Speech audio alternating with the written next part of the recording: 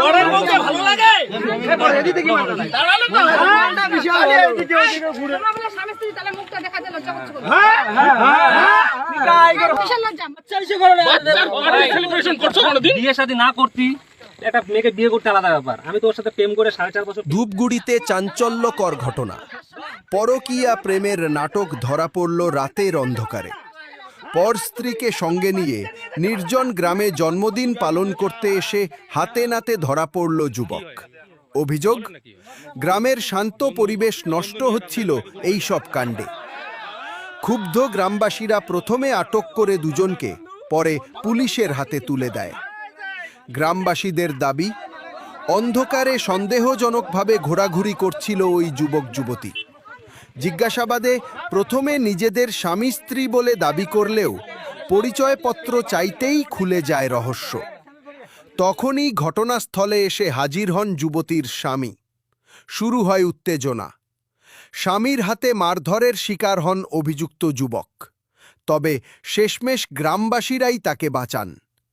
এদিকে যুবতী স্পষ্ট জানিয়ে দেন তিনি ওই যুবককে ভালোবাসেন।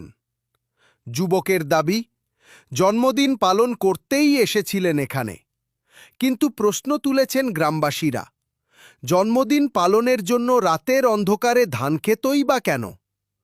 চরম নাটকীয় মুহূর্ত তৈরি হয় যখন যুবতীর স্বামী ক্ষোভে চিৎকার করে ওঠেন, তুই বন্ধু হয়ে আমার সর্বনাশ করতে পারলি?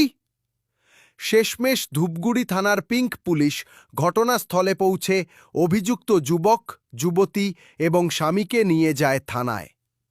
গ্রামবাসীদের অভিযোগ, প্রতিদিনই এভাবে পরকীয়া ঘটনার ছবি দেখা যায় এলাকায়।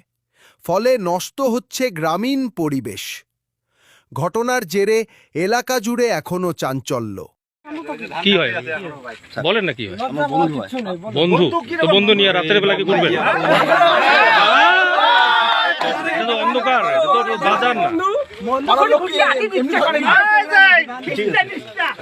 পরের বউকে ভালো লাগে এদিকে কি মাথা নাই দাঁড়ালে তো বিশাল এদিকে ওদিকে ঘুরে তোমরা বলে স্বামী স্ত্রী তাহলে মুখটা দেখা দিল লজ্জা করছো